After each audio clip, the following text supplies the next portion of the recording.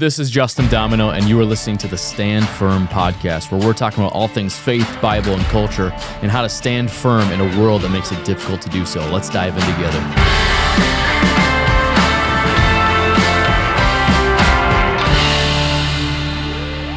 What would you say to a wife who's like, honey, I know you want to go on a date, but the kids, we need to prioritize the kids. What would you say? Well, I guess, that depends, right? Because how little are the kids? Yeah. Are grandma and grandpa available? Like, do you have access to easy childcare? If so, just put them in the car and no, they can go spend a couple hours with your parents. Like, we're going to go out. You know what I mean? Yeah. And knowing my wife, it's a different question for me. I know you're speaking in general terms, but knowing my wife, she'd be like, yeah, I don't need to prioritize the kids. Let's get out of here, get them away from me. Let's go drop them off at my parents' You were way more nuanced and level-headed on that than I expect. I was expecting a viral one-liner thing that's gonna piss off everybody in the woman. comments. Get the kids in the car. Yeah. But we're speaking about the law of priority in a marriage. If you want to have a stronger marriage, you need to prioritize. It's Jesus first. He is the most preeminent thing. And then it's spouse second. And then everything else comes third, fourth, fifth, sixth, and seventh, no matter what you have in your life. It's actually the Green Bay Packers second, right. then spouse, then kids. Yeah. That's debatable. We're Vikings fans here. But the image that comes to my mind when it comes to if we want a stronger marriage, here's what we need to do and here's what we need to watch out for is, speaking of the Vikings, it was 2014, I think, and we were waking up for the Lions versus Vikings, whatever it was, but it was a super cold, snowy morning, and we woke up, breaking news at 6 a.m., the Metrodome roof had collapsed, and we ended up having to play the game on a Tuesday night in Detroit because we didn't have a stadium. Then they tore down the stadium, had to play at the University of Minnesota. But the image I have in my mind is that roof did not collapse over one small snowflake that landed on it. Of course not. But what it did is over time, it accumulated so many single snowflakes that over time, the roof eventually collapsed. And how I see this in view of marriage is a lot of times we think of the huge catastrophic event that could derail the entire marriage, abuse, adultery, whatever it might be. And those things happen.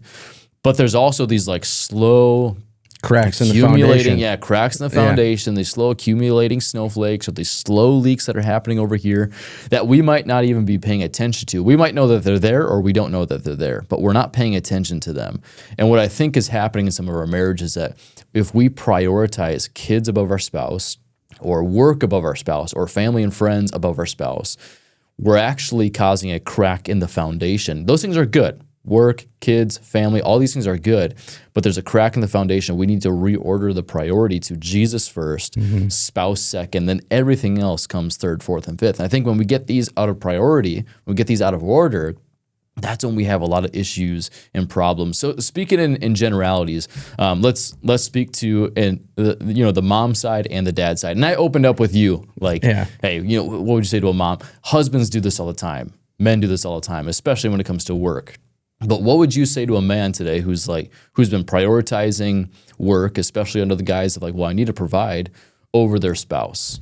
What would you say? Well, I would say, what does providing actually look like? Good question. Is it just money? You know what I mean? Because I feel most men, that's where their mind is going to. I'm a dad who provides. You're a dad who provides. So I think the societal norm, when we hear that, you need to provide for your spouse and you need to provide for your kids. As a husband and father, you immediately think material wealth, financial income, that's how I provide. Yeah. Which is part of it. It is part of it, but I think that's what I would say. I have to work, I have to provide. Yeah, well, you got to break down the layers of what does it actually look like. There's part A to providing, part B, part C. There's different factors that go into providing. There's being physically present, emotionally present. Yeah. Probably some others. Boy, wouldn't it be easy and awesome if providing meant go make as much money as possible and that's the only thing you ever had to do for your family? Life would be, I think for most men, we'd be I can compartmentalize that. But there's a lot more to what it means to provide. And one of that is spend time with your wife, prioritize your wife, right? It's not just your priorities. It's spending time with your wife is a part of you providing for your family, right? Like, there's a trade-off to everything. Go make a bunch of money and don't ever spend time with your wife. Well, then you grow up with a wife or your kids grow up with a mom who doesn't like their dad and they don't know you. And so there's a trade-off to everything. The whole foundation to this conversation, which what we're calling is the law of priority, which is like you prioritize your spouse above your kids, above everything else. Of course, Jesus comes first, but then it's your spouse. The whole like theological, biblical foundation is from Moses to Paul to Jesus. They all repeat the same phrase. Yeah. And it's when you get married, you will leave your family of origin and you will cleave to your spouse. Yeah. And you're not cleaving to your kids, you're not cleaving to your job, you're not cleaving to all these other things, you are cleaving to your spouse. And obviously there's roles and responsibility. Of course, your kids are going to be prioritized above other things.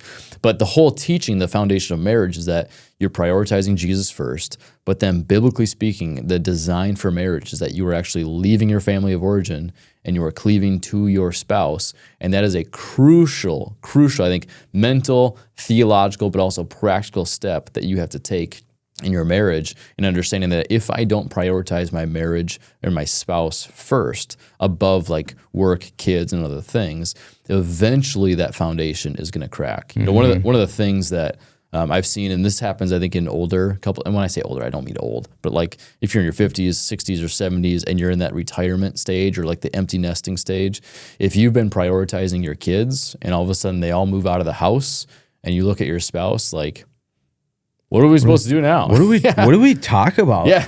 Like, I don't. That's a sign that you probably didn't prioritize, and that's not me. Like I'm not 50, I'm not 60, I'm not 70. So I'm diagnosing the problem from like 20 years in advance. So maybe I haven't hit the nail on the head, but that's what I see is if you're not prioritizing your spouse, you might feel very lonely when your kids move out of the house. We've talked a little bit about, and we're going to dive into these a little bit more as far as categories, but do you see other things that get prioritized? You and I are men, so let's talk, maybe to the men for a moment. Besides kids and work, are there other things that you see that get prioritized above a spouse in marriage? I guess it's the only things I can think about is like personally, right? But if you're thinking in general terms, I guess there's hobbies that could be prioritized. Sure. We've seen that before. How has Hannah failed? I'm kidding. How much time do we have? Yeah, right. Just kidding. Just kidding, Wendy. Calm down. Hobbies is a big one. So I think a lot of wives get frustrated about hunting, football. That's in Minnesota. That's huge. Hunting. Yeah. Hunting, football. What else comes to your mind about maybe hobbies or things? Well, first of all, how many times have we heard like, he has to work, so we can't go on this vacation or that. But it's like, he takes a week, 2 weeks off every November to hunt. You know what I mean? Which, as a side note, so I'll say this because I'm not here to rag on hunting because I do these things too. I think if you're in a season of life where it's like, hey, every November for like 2 weekends, this is when it happens. Like prepare your spouse for that. Like, honey, I love hunting. This is what I love to do. Let's set aside that time where I can do that. Now, the other times of the year, I'm going to be way more present because I know that these 2 weeks out of the year, or 3 weeks out of the year, like I'm kind of out because I'm hunting. I think I'm not going to rag on hunting like, men, you should not be hunting. Yes, you should be hunting. And wives, you should have your own season of whatever the heck it is that you guys do. And a lot of them, crocheting. I was going to go way further. As a joke, I was going to go way further. But I think there's seasons of life where I think about the season we're in right now with work and ministry. So in the church world, October, December, and March, April. So this is like our fall launches, Christmas, and Easter. Maddie knows, and we've had these conversations before, like I'm going to be home more in July, and I'm going to cut out work a little early in July because come October, come December, come March, April for Easter, I'm putting in 70, 80 hours, not 40, 45 hours. So there's going to be seasons, and you could talk about like, hey, and this is when work is busy. This is when hunting is. So you're still a priority, but let's work around these seasons. But I think just for a gut honest check for all of us to be able to ask ourselves, is there something that is causing a leak in my marriage? Am I prioritizing my kids, my spouse, my job, hobbies above my spouse? Because if we prioritize the wrong things, it's eventually going to cause these slow leaks that eventually cause, I think, our marriage to completely flood and the foundation to be taken out of us. So how do you and Hannah prioritize each other over the kids? Let's talk specifically about kids for a moment. Yeah. And it's hard when you have little kids, right? Yeah, so yeah. As you're talking about seasons of life, there's probably people listening that are in the season that it's maybe your kids aren't out of the house, but they're old enough to where they don't really need you as much anymore. You know what I mean? It's a little easier to prioritize your spouse during those times, I would imagine, because there was a time when I didn't have children and my spouse was the only person that I really cared about or had to care about, you know what I mean? And had time to care about. There was a guy recently in our church that was frustrated with his wife because they hadn't had a date night in like a month, and she was like 8 weeks postpartum. Oh, like, man. Dude, like you gotta chill, okay? Exactly. Like your wife is recovering, she's breastfeeding. Like, so again, seasons, and you and I are kind of in those, we're not in that newborn stage right now. I have 7-year-old and a 3-year-old. You have, what are your kids' age? 8, almost 5, and then 3. Okay. Yeah. So we're in similar stages. You just have one more. We're still wiping butts, right? So that's kind of when you're in that stage of life. I think for Hannah and I, it's first giving ourselves grace to understand that we are in a season. You know what I mean? Like, what's going to destroy you faster than anything is if you try to keep up with the Joneses, like with anything in life, right? Facebook is not a good depiction of how people's lives are going. So if you see other people with little kids and you sit back and you're like, man, it just looks like they do this all the time and they have this and it's a lie. Okay. That's people put the highlight reel online of what's going on. So give yourself grace. Number one, that's what we do. Understanding we are in a season of life. So we want this to be a priority.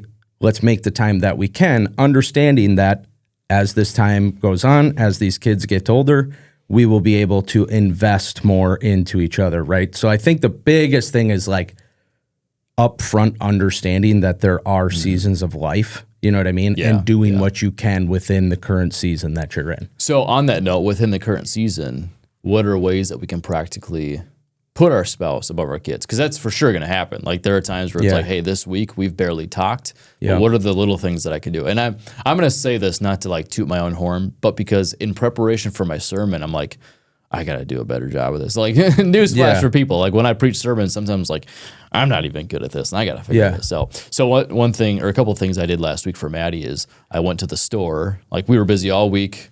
Kids are running everywhere. So we didn't have any really real time together.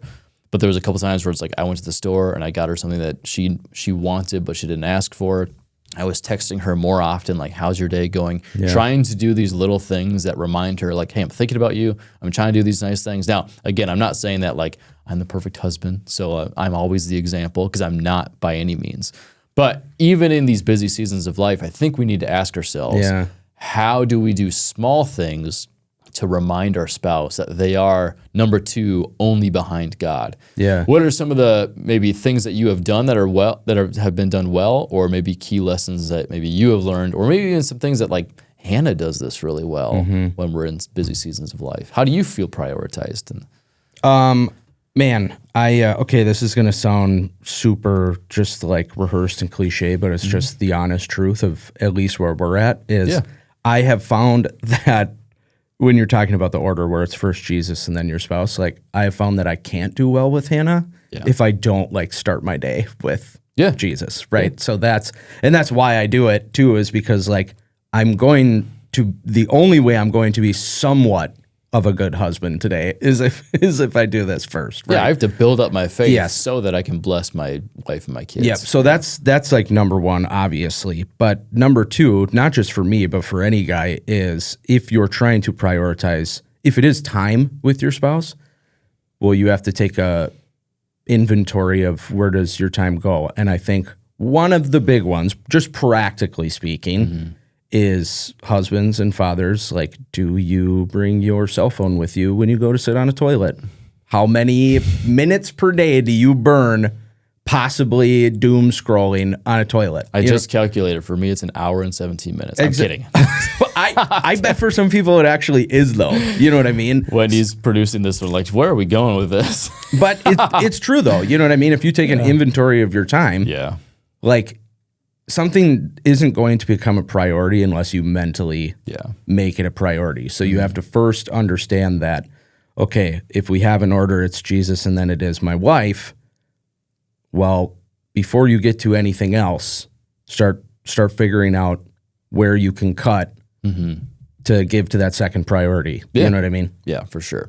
One of the things that hit me as I was preparing to preach the sermon last week and as I was preparing for this episode was I think a lot of parents, and both mom and dad, I use the opening question as like, what would you say to your wife if she was prioritizing the kids? But it's mom and dad. There are times in my life where it's like mentally kids are coming first, task oriented, like kids are coming first, and that's not how it should be. But one of the things that's coming to my mind is the reason why your spouse comes before your kids is it's another so that, like you prioritize your spouse so that you can bless your kids. Because every single kid, what they truly want more than anything else in the world, even if they can't articulate what they actually want, is they want safety and security. Like they want to know, mom and dad love each other, and when I come home from school, they still love each other, and we're okay. Now, of course, there's going to be times where it's a little bit harder, but this is why we prioritize our spouse, because it's for the sake of, so that our kids feel safe and loved. And like when they come home, it's a place of peace. It's not a place of chaos or frustration because dad's working too much and mom is prioritizing the kids, and now they're arguing about it. And it's frustrating. We have to prioritize each other so that our kids can be blessed. And when it comes to work, I mean, you're a business owner, so you're an entrepreneur, and you work with us here at the church. You've done photography, videography. You've done all these things. How do you prioritize Hannah above work? And knowing that sometimes you got to travel, sometimes you got to work a little bit more. How does that look for you? So I think for me, It is kind of like what you were talking about earlier with in ministry. It's this whole thing we've been talking about. There's seasons, right? So it's doing what you can in the quote unquote off seasons to kind of build that bank for when the more difficult seasons inevitably present themselves and there's a little more effort and time that you got to give this stuff, right? So it's different for everybody's household. It's different for every marriage. One thing that we've done is in the times that I don't have to travel, I have tried to make a point to be done at the same time every single day, like going home. You know what I mean? I've done the exact same thing. I'm going to be home by 4:30 every day, so long as I'm not out of town, whatever. Exactly. Because, I mean, we've understood that when I do have to travel and you do have little kids and then all of a sudden you're basically a single parent while dad is gone, it's really difficult. So in the times when I'm not doing that, I have tried to make it a priority that I'm going to be home at this time. So you can have that consistency. You know what I mean? So it is what you're talking about. Because it's not just for our kids, it's for our wife too. It's like, please be a predictable husband. You know what I mean? So I don't have to go crazy mentally. Like, give me something I can feel secure about. And that's one way that I can do that. I think on the wife side, this is what I would say to some of the women listening to this episode is like, because as we talk about not prioritizing work above your spouse, some of the women are probably like, gosh, this is exactly how I feel. Like you're hitting the nail on the head. How do I talk to my husband about this, whatever? I think just understanding that he probably feels that weight of responsibility to provide, protect the family. He does. For sure. And there's like this added pressure of like, I'm a man. Like biblically, it says that if you don't provide for your household, like you're worse than an unbeliever. Like this is really, really important. Not only like biblically is it important, but like practically, if the fridge is not full of food, I got to go to work, baby. Like I got to do these things. But if it's out of balance, it's still an issue. It's not that it's not an issue, but approaching the conversation from a place of grace and being like, okay, honey, I know that you've been working too much. You probably feel that weight of responsibility, but here's what's happening at home, and here's how I don't feel prioritized. How can we come up with a solution together? And I'd say the same thing to a husband as we talk about the kids, because most of the time, I think husbands prioritize work and women prioritize the kids. Obviously, that's in generalities and stuff like that. But if you've got a wife and you're listening to this and you're like, man, like I feel like I'm second rate to my kids all the time. Do not approach the conversation. You always. It's like, no, chill. Because, care about them more than me. Your wife has not birthed you. She has birthed those kids. Quit being a child yourself. Right? So there's like this emotional connection, and she even feels the weight of responsibility. Like I'm breastfeeding this kid or whatever it might be. So approaching the conversation with, honey, you are the best mom, but here's kind of how I'm feeling. And it's about me. It's not about you. It's about me. Like, this is how I feel. Are my feelings correct? Is this right?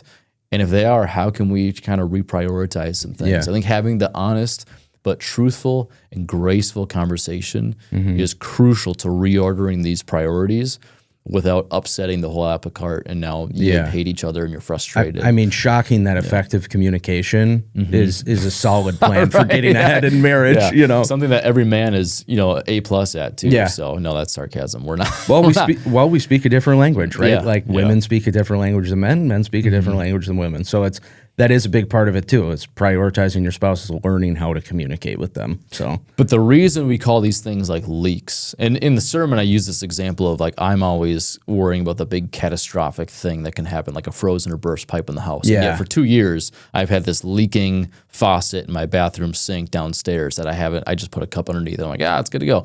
Eventually I got to fix that leak, and I could be worried about the big catastrophic thing like a frozen or burst pipe, but eventually I got to fix this leak. So we're calling these reordered or disordered priorities. These are leaks, and they're leaks because your priorities are out of order, but eventually you have to actually fix them. You cannot live forever with a cup under your sink collecting water. Like, you got to fix it at some point. Yeah. So we've hit on kids, we've hit on work a little bit. I want to hit on one more that I think is crucial, and maybe we'll get to a couple more, but one more I think is crucial is family of origin. So your parents, your brothers and sisters. Yeah. Not only why, but how do we prioritize our spouse above our family of origin? But then I also want to get into the shadow side of that too. But what are your opening thoughts on that? How do you prioritize them? What does that look like practically? Oh man, my answer is going to be the worst, but it's you just have to. I don't to me, it's it's almost a no-brainer that if you have a wife and you prioritize your mother over your wife, you're an idiot. That's kind of my mindset, is you're going to end up with a lot of problems. You call it a no-brainer. Yeah. And I cut this from the sermon, but there's a viral video from like a year or two ago where this street interviewer is going to all these like 20, 25, 30-year-old young men. Some are in college, some are out of college. And the question is, wife, daughter, mom, what's the priority? And it's like a 2-minute long video. And of course, they clip out the most drastic ones. So there's probably some who had the right order of priority, but every single one, time and time again, it was mom or daughter, and wife was always second or third. And the whole reason given was, well, my kids, they're blood related. My mom, she was a single mom. She raised me. Of course she comes first. You can, and it sounds drastic, but this is what some of the guys said. You can choose a wife and she's replaceable. You cannot replace a mom and you cannot replace a daughter. And I'm like, no. Biblically speaking, the foundation of marriage is leave your family of origin, cleave to your spouse. Yeah. So we have to understand that it doesn't mean you don't love your mom anymore. It doesn't mean you don't love your kids at all. Of course, you have to prioritize. But so when you say of course, it's obvious. There's a lot of guys out there who are seeing it from the opposite end of the spectrum, and it's not obvious. But I also think this is why we have so many relational marital issues. This is why divorce rates skyrocket. It's a big deal. This is also why I'm not a pastor, because pastors can gracefully tell you why that's incorrect.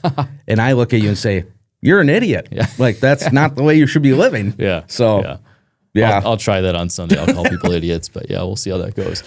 But so I'll walk through a little bit of my family dynamics, and you can walk through some of yours as much as you're comfortable with. For sure. But, in my family, and I love my parents dearly. I love my siblings dearly. But there's been times where we've had to have conversations like, we have to leave this birthday party early, or we're going to come at this time instead of that time because this just happened this past week.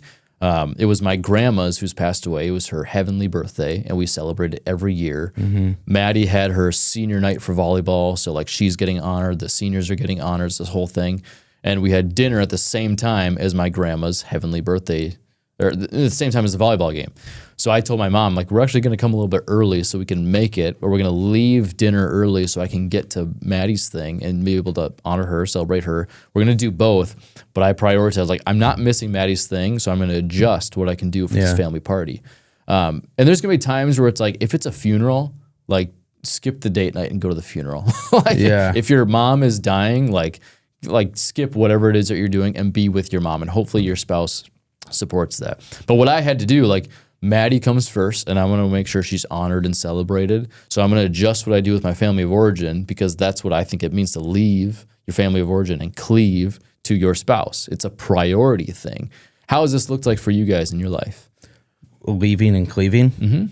I think it's been easier for me probably because naturally, I'm the guy in the relationship, so it's me who's technically, you know what I mean? Yeah. Like leaving. And my mom, I have 3 brothers. She had 4 boys, and she was pretty blunt as we grew up that it's like, someday you are going to get married, and you don't talk to me anymore when it comes to, so she, she got to respect her. Yeah. She was good in preparing all of us for that it's someday, like, I will not be the priority woman in your life, right? Because you go to your mom for just about everything that requires nurturing and care when you're younger, and especially when you're a young boy. So yeah, she was pretty upfront and clear with all of us that someday that won't be the case. When you get married, this is who you're gonna bring your issues and your problems to, and just don't talk to me about it. So now, there's a shadow side of this. So of course, what we're stating is that your spouse comes before your parents and your siblings when you get married. Now, if you're dating, especially if you're like in high school, I think you need to hear this. Yes, I would agree. Like, there was times in my life when I remember when I was in high school, I was dating this girl for a couple of years, and like I would skip a family thing to go to one of her family's things, and my parents would be like, "Wait, what? You're going to, like, we have something?" I'm like, "No. This is my girlfriend." And I'm like, looking back, I'm like, what the heck was I thinking? And I feel like my parents should have been like, Justin, you're 16. You're coming with us. Like, you're not married, okay? So chill. But there's a shadow side to this even when we're married. There's a dark side of this. I think a lot of people, and especially in our therapy culture world where we're talking a lot about boundaries and all these things, is you don't want to dishonor your parents in the process of leaving and cleaving. Because there's one of the 10 commandments is honor your father and mother. So that's crucial. Now, it looks different stages of life. You're 14, right? That means obedience and honor. If you're 44 and your mom says something, like, you don't have to obey what she says, but you should honor, respect, and treat with dignity and respect, spend time, whatever it is. But at the same time, when we leave and we want to still honor, that doesn't mean that we like completely disregard, that we like cut off communication or whatever it is. We have to still live with this honor and respect of our parents because they are the ones who raised us. So that's crucial. So speak to that a little bit in your life, because you guys have talked a lot about boundaries and stuff with you and Hannah and parents. Well, I think a lot of things, this in mind, but even just any situation, I think a good rule to live by when you're making a decision, right?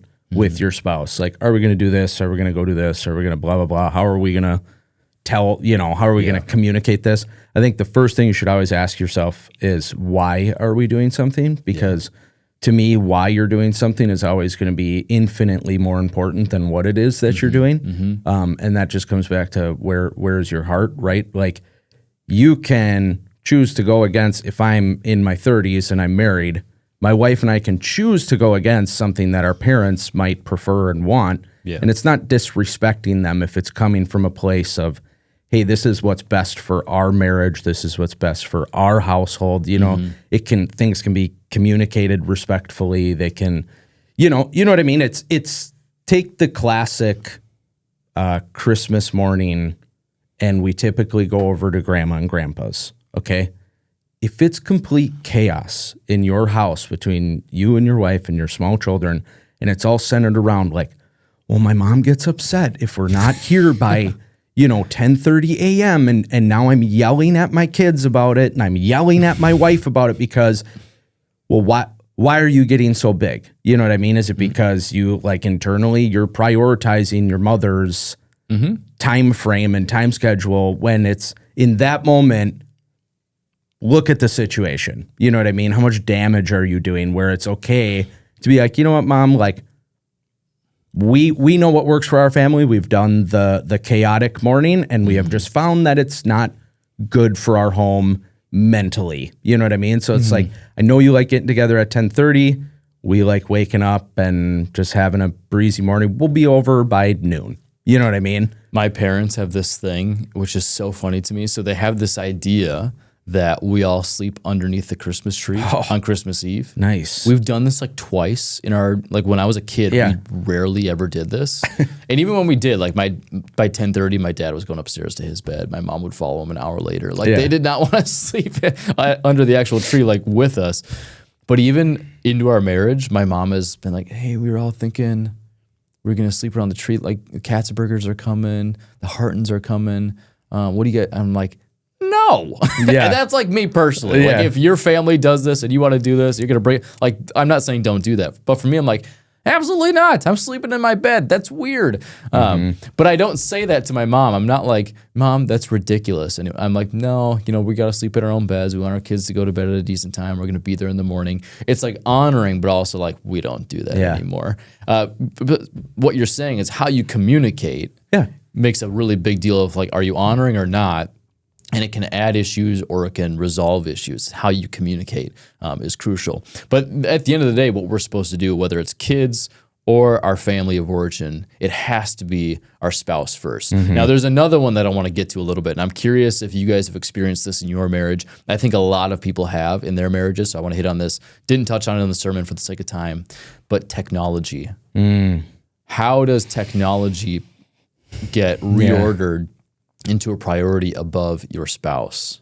I don't know. Has this been an issue in your guys' life, whether it's a phone or like Netflix or whatever it might be? Yeah, I don't know that it's necessarily been an issue. I'm maybe not a good candidate for this conversation because I don't know that it's necessarily been an issue for us. It doesn't have to be. Right? I'm just curious. Yeah. I think, honestly, I think that'd be a better question for like two 25-year-olds that just got married. You know what I mean? Where my wife and I were kind of like, the iPhone came out when we were in high school. Yeah. You know what I mean? So it's like we didn't really grow up with this. It's attached to us and a part of us.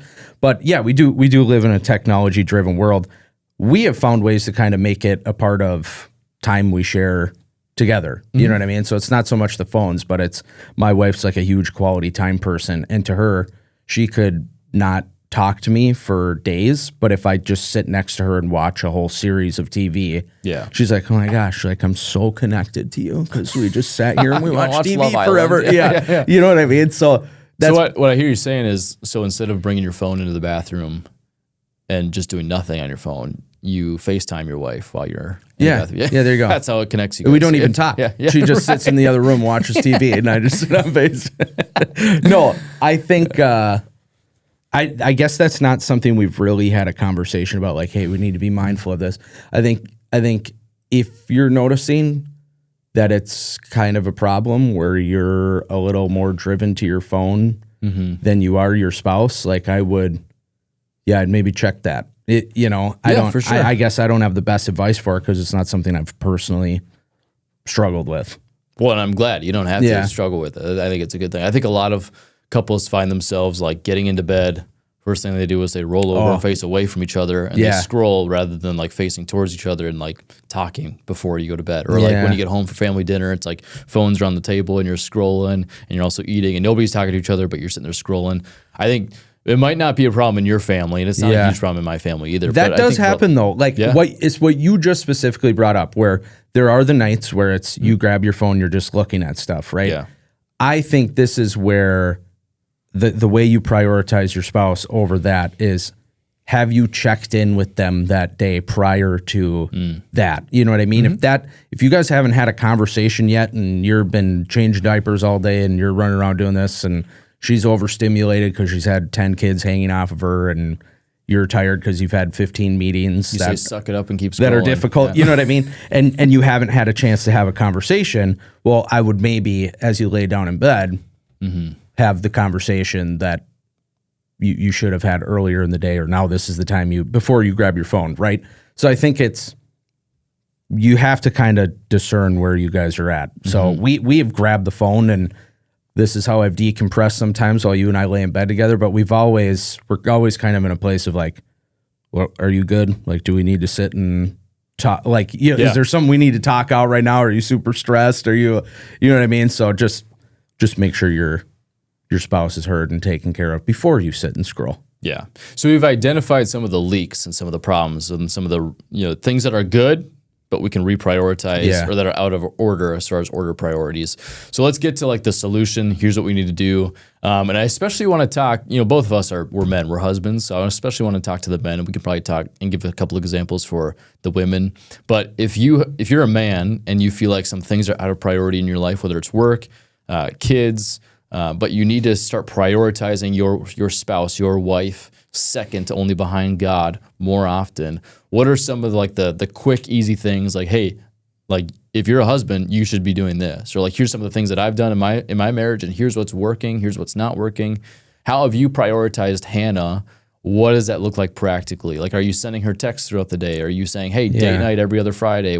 How's it look in your life? Yeah, so for me, I've obviously touched on it already, but number one is like every morning I start in my Bible. I have a journal that I write in. I do a couple different devotionals that I read. One of them is even like a prayer for my wife. So I start my day, like literally the first thing I do is pray for Hannah. So I pray for my wife right out of the gate. And then I spend time with Jesus, right? But it's the biggest thing for me that I found is giving her a predictable schedule, because she's got little kids at home with her. So it's, if you are not traveling, make sure you are leaving your office at this time, because that is what is predictable to her. That is her like almost relief of like, I know dad is coming and I don't have to be touched anymore and I can have 5 minutes to breathe. You know what I mean? So how often are you guys doing date nights? That's like going out is probably, that's probably every couple months, once a quarter. You know what I mean? Yeah. But again, that's like season of life. For us, we find my wife's a super homebody person. So for her, a more connecting date is like get the kids to bed. And then, like I said, let's sit down and watch TV. Yeah. I'm going to connect with you that way. Because either season of life or financially, I think every premarital counseling session I've had, or like that Maddie and I were in, we're like, you got to have the every Friday night date night or whatever it is. And sometimes there's been seasons of life like, I can't afford to go to eat every Friday. Luckily, we're in a spot now where that's okay. But how do we have a date night at home? How do you guys have a date night at home compared to going out or whatever it is? Well, it's change your perspective of what constitutes as a date, right? Otherwise, you are going to get caught up in that if you just look at the societal, we're going to get dressed up and go out for dinner. Yeah, okay, well, good luck. Like, find times that you can have dates that isn't that. You know what I mean? So that's what we've done is it typically involves like, kids, you're going to bed earlier tonight, and your mom and I are hanging out. Yeah, and I'll even say that to them, to my kids too. I'm just like, I need to hang out with your wife, so stop talking. You're going to bed. Have you learned anything from your parents growing up on this? Like you saw your dad do this or your mom do this really well that you've taken into your marriage? Oh, man. Honestly, I would say I probably learned more from my father-in-law than I probably have anybody when it comes to this. Just because my wife and I have been together since we were like 14, 15 years old. So I spent a lot of time over at her house and kind of just watching her parents. But he has always had like, he's just a servant at heart. You know what I mean? So it's just, I've had the pleasure of being able to watch him like do anything and everything possible for his wife, and his lack of reaction when he's frustrated is like, I've learned a lot from that as well, where it's just don't allow yourself to be offended. Allow yourself to stand unfazed. Allow yourself to just understand. It's almost like this, as a man, you can find this sense of pride in like, I can do what's needed for you regardless of how I'm feeling inside. And maybe that's it can get to a point where that's unhealthy. You know what I mean? Where if you shoulder and just stomach everything. But I think the reason, again, for him, it's like, why am I doing this? You know what I'm saying? I think I've been able to learn that it's like, he seeks Jesus first. And through that, he's like, I don't need anything for myself, man. I just want my wife to be happy. That's kind of it. Man, just for like full, I don't know, vulnerability. Maddie and I were just having this conversation Sunday night. I feel like one of my better attributes that comes from God, not from me, is that for most of my life, I've been like a patient, even-keeled guy. In the past like 6 months, I don't know what it is, but like I've been a little bit more on edge, not just like with Maddie, but like with kids, with work, with all these different things. And we just had this conversation on Sunday night. She's like, well, I could do this better. We could try to talk to the kids about, and I'm like, no, you guys like of course you can do these things. Yeah. This is on me. This is on me. Yeah, I'll take this. And I sat there on the couch. She's downstairs because she had to get like 4 more hours of work in. So she's working late. So we're texting back and forth. I'm doing some work stuff. I'm watching football. And I'm texting her like, nope, nope. This is my fault. This is my fault. Yeah, of course we could talk about some of these other things, but like, I've got to figure this out. Yeah. And I think for some of the husbands listening to this, it's important. Not that I'm like the model example, but there are going to be times in your life where it's like, well, I'm prioritizing my work because I don't feel respected at home, or I'm prioritizing the kids right now because of whatever my wife is doing. It's like, okay, chill. And let's come back to perspective. Maybe she's doing that. Maybe the kids are doing this. Maybe work is this, whatever. But you have to take responsibility for your own repentance, for your own state of mind, for your own state spiritually. Take responsibility regardless of what's happening, regardless of how you're offended or whatever, exactly what you're talking about. You have to be able to say, you know what? I'm going to be just like the rocks that are on the seashore. They take hit after hit after hit, but they don't move. And that's how I have to be spiritually. I have to be confident in who I am, that God has made me to be. And I have to know that I'm a sinner, but in all of these things and all these true things about me, I've got to figure out and take responsibility for myself. Yeah. And I'm 32. My kids are 7 and 3, been married for 10 years. I've learned some of these things, but I am still learning as I go. Yeah. You're in a similar stage of life as me, so you're probably learning as I am. But I think what you're saying is hitting the nail on the head, like becoming that person where you can just take hit after hit after hit. Yeah. Not physically, obviously, but like possibly physically. Life is going to throw some things at you, whether it's coming from your spouse or from your job or from your kids, but being that spiritual stone wall that says, regardless of how life goes, I'm going to keep walking, keep prioritizing God first and my spouse second.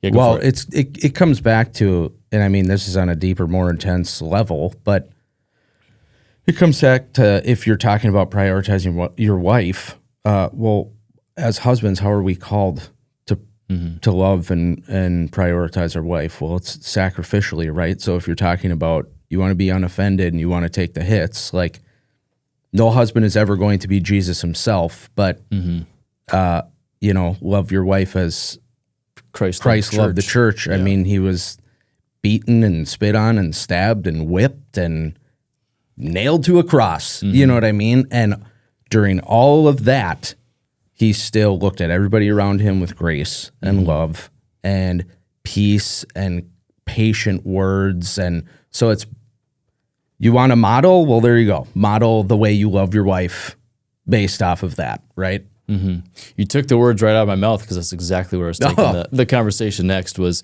if we want to do this right, we have to remember the theological definition and picture of marriage from the Bible. And the picture is, we love our spouse as Jesus loved his church. How did he love his church? Well, you hit it already. I mean, sacrificial love. He sacrificed himself. He died for it. It was also his mission. Like, this is the thing that I'm going to build, and this is the thing that I'm going to pour into, and that's going to live beyond me. And I think it's the same thing in our marriages. Like, my priority is my spouse, because this is what I'm called to build, just like Jesus built his church.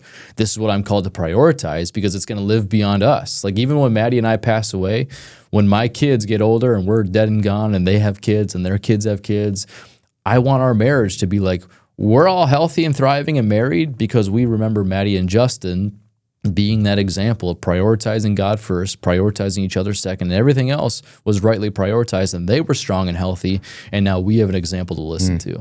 I think a lot of couples get into this, they get into a lot of marital issues, or even, I've heard this from a lot of people. They're living with a significant other, maybe even have kids. They're doing everything under the sun except they have not gone through the wedding ceremony and made that commitment.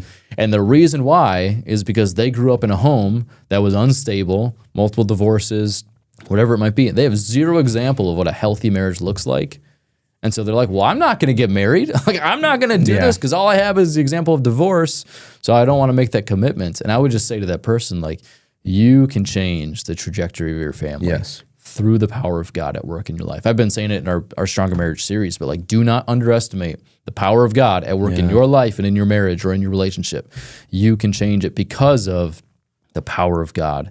So we have to reorder our priorities. So God first, spouse second, so that for generations to come, we are helping others thrive by our example. Yeah. It's the same way that Jesus loved and built and served his church. I mean, it's surviving 2,000 years later because of his sacrifice and because of his mission. Any other thoughts you want to give as we close? I would say from like a practical standpoint, right? Like if there's a younger husband or even an older husband, regardless of what season in life you're in right now, if the main topic is prioritizing your wife, right? Jesus first, your wife second, everything else after that. If you're sitting there going like, okay, well, my season of life is chaos right now. Like how do I prioritize my wife when I have to do this and this, that, and the other thing, right? I think some practical steps, at least my suggestion would be start with Jesus, right? Get a devotional, pray for your wife, just start your day with that. And if you have time for it, start your day and end your day with it. Okay. Yeah. Are you taking notes? Good. Yeah, right. All right. Just kidding. So this is really good, Johnny. So I would start your day and end your day with that. And try to learn about who Jesus was, because becoming more like him is how you're going to accurately prioritize and love your wife. Correct? So learn who Jesus was and do everything you can to try and be more like him, and you will fail 8,000 times every single day, but just keep coming back to it every single day and trying to be and live more like him. And then number 2, I would say learn what your wife's love language is. Okay. If she's got 1 or 2 or however There's many. 5 of them. My wife has all 5. So. Oh boy, poor soul. I'm joking. I'm just kidding. Kill me for that comment. So figure out what your wife's love language is, and then try to find practical ways that you can feed into that, right? Fill that up. No, and, what? Yeah, okay, sorry. go for it. And then number 3 is what we were just talking about a little bit ago. Learn how to be comfortable with being uncomfortable, and learn how to not be offended by anything. Right? Yeah. Just be the one that can say, I got this. I'm going to make sure everybody else is taken care of. There is a woman, and I don't know how to pronounce her last name, but her name is Stormy O'Martin. Nice. Or O'Martin. O'Meriton. Thank you, Wendy, behind the camera. Peanut Gallery. She has a whole series of books that are called The Power of a Praying Blank. And one of them is The Power of a Praying Parent, Power of a Praying Grandparent. But there is also Power of a Praying Husband and Power of a Praying Wife. And you mentioned, like, get yourself a devotional book. You pray for Hannah daily. I pray for Maddie daily. If you're like, hey, I don't know, I'm just a dude. I'm not super comfortable with prayer. Never really done this before. Get yourself this book. It's on Amazon for like $8. Get yourself this book, and every single day there's a new prayer for your wife. Or if you're a wife listening to this, there's a new prayer for your husband. And just go through this and pray for your spouse on a daily basis. Yeah. And then, I would say every day, tell them. And be like, hey, like, I've been praying for you every day, and just never say a word about it. Like, hey, honey, pray for you today. This is what I'm going through. Always praying for you. I think there's part of making your spouse a priority that's like super practical, like the date nights and doing things together. I think there's a flip side to the priority conversation about like just mentally. Wives want to know mentally, like cognitively, yes, my husband is praying for me. He's thinking about me. He loves me. But how can you remind her that you're actually doing those things? So it's more than just like the physical work together, the date night type of thing. It's like even when I'm not with her, I'm thinking about her, I'm praying for her. Yeah. I think her knowing that is super helpful. And then vice versa. I think it's crucial. For sure. Yeah. Yeah. I do have just one more, just one more. No, we're done, Johnny. Just one more tip. And sorry, it just came to my mind. Like easy little practical things that you can do. Like if you want to get to the point where maybe you do have little kids like you and I do, and they're a priority, obviously. Like they live or die based off of what you do for them, correct? Yeah. So I understand that takes up a lot of time and priority, but just to kind of get your mind in this headspace of like, I'm going to prioritize my spouse, especially in front of your children. If you have little ones, I just started doing this over like the past 2 years, is I no longer refer to Hannah as mom to my kids, right? Like, well, go ask your mom, like, you know, your mom said this or blah, blah, blah. To my kids, she is my wife. And I think that's what I call her. That's what I refer to her as specifically when I'm around them.